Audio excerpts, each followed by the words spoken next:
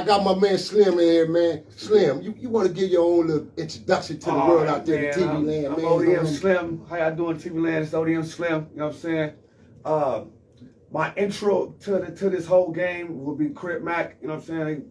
Person started with Crip Mac. You know, of course I got other things going on, but he's a big part of my whole motion and movement. You know what I'm saying? So that's how I got in the game. Crip Mac. I do a lot of entertainment with my different artists. You know what I'm saying? I got Out the Mud Entertainment.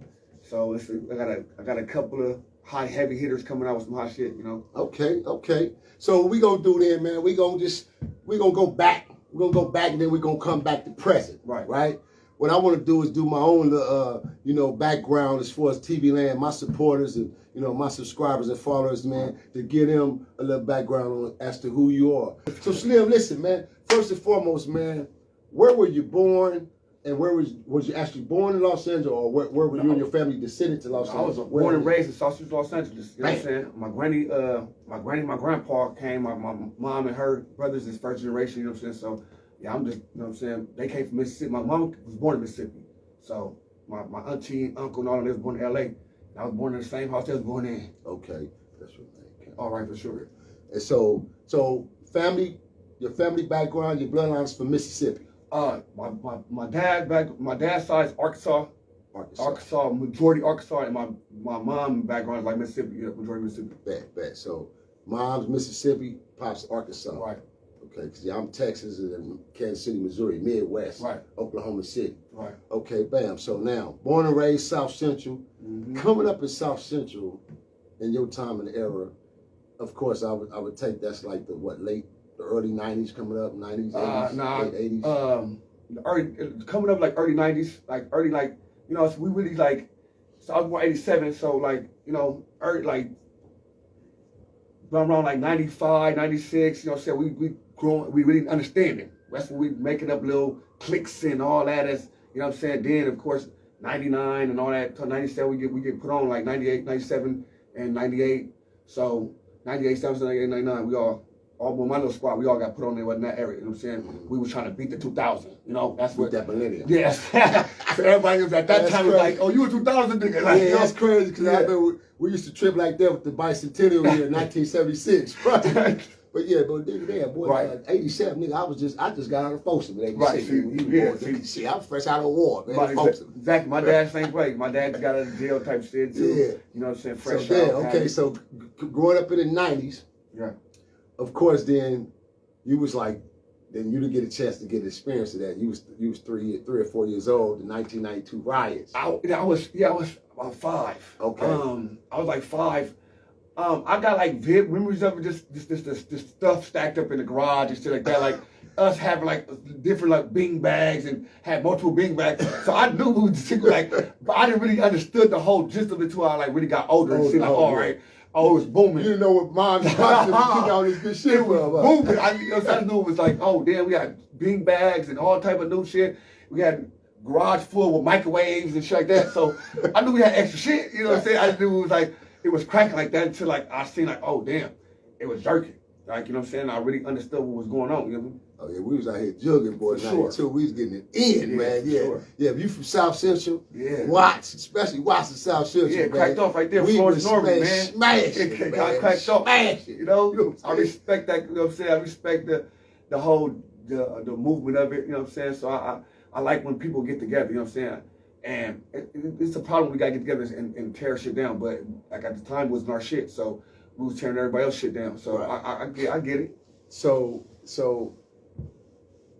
growing up, having that vivid mind frame of not knowing that you actually experienced the riot, but you remember the things that your parents was bringing home, all the extra goodies and stuff, right? So what actual elementary schools and junior high schools did you attend? Oh, I went to Budlong Elementary. I went to Budlong. You know, I lived in Long Beach for a while too, so I went to Lafayette first, and then I went to Budlong. No, I went Budlong to Lafayette, then went back to Budlong, and then I went to John Muir Junior High School, and at John Muir, that's when I started catching cases and stuff. You know what I'm saying? Just getting John Muir, we started catching cases. So high school was just like jail. You know what I'm saying? A lot of jails. So quick question, another quick question while you was, since you're on Buttline. Yeah. Is Buttline a riding school? Is Buttline the type of, they call it middle school now that we grew up calling elementary school, right? So is Buttline a school where if you're a student from the streets, then that's a school for you? Because the start point. It's the middle. Buttline and John Muir is like this. That's where it's the breeding yard. You got us on this side, the neighbors on this side, 5, 5, 7, 8 right here. Boom. You got the 6 Duke Brims on this side. You know what I'm saying? Then on the back side, you got the Hoovers. 5, 9 Hoovers.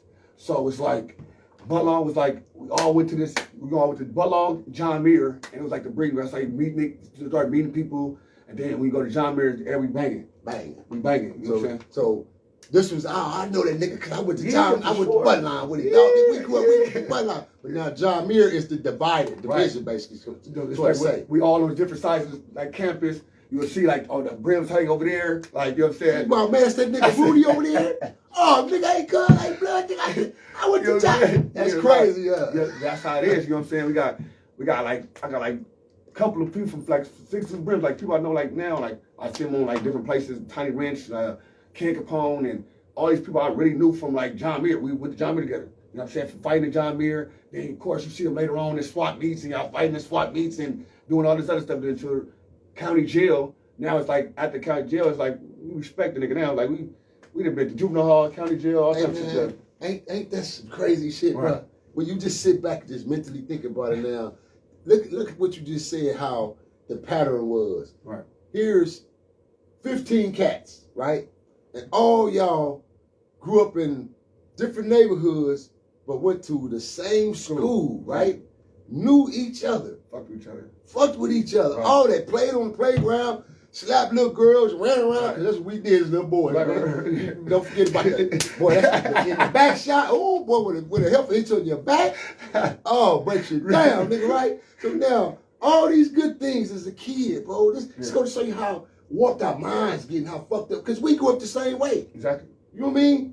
We grew up knowing everybody in the Jordan Downs, the PJs, Fudgetown Mafias, you know what I'm saying? Me, 10As, 108th, 110th Streets, the Front Street. We grew up around each other, all of us. And then when the separation and divide came, boom, we all got bamboozled. It's like, for sure. That's exactly what happened. That's some crazy shit, That's exactly what happened, getting bamboozled, you know what I'm saying? Because the thing is, it's already set like this. It's set in place for this. So as we, for sure, 9 times 10, you go on certain sides to your family, or people treat you like family. So you go to these sides, and that's the division right there. They divide us by already red and blue. They divide us from even slavery, the yard nigga and the field nigga. So they make us feel like we the minority, but we really majority.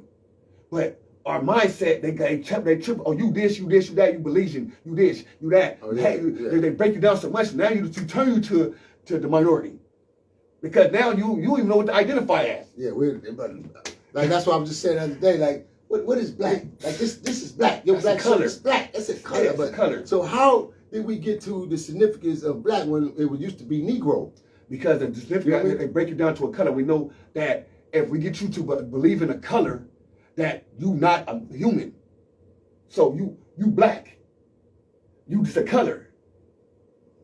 Ain't that some shit? And then that's crazy because now it's just like times when I come on my podcast show and I do my lives and I'm speaking, a lot of times I go hard in the paint and I'm speaking specifically on certain topics and certain things. I'm primarily really targeting and speaking to my people, right, my culture, for sure, my nation. Right. Not my race, because that's what they bamboozling got us thinking. That's why I've been going on the word of nation. Right. That's what we are, a fucking nation. Yeah, right. So why is it so hard to understand when a real Asiatic individual try to represent, then we still pull one another down like the crabs in the bucket syndrome. Because you know their mind is so warped, they still fucked up. It's like a lot of people want to say, like a lot of people don't understand being awakened. Being awoken and not understand what your energy and how you push things out, and people don't understand that. So when they don't understand certain things, their mind's not open to other things. So they automatic, when you look like you doing something and they ain't doing it, then you ain't shit.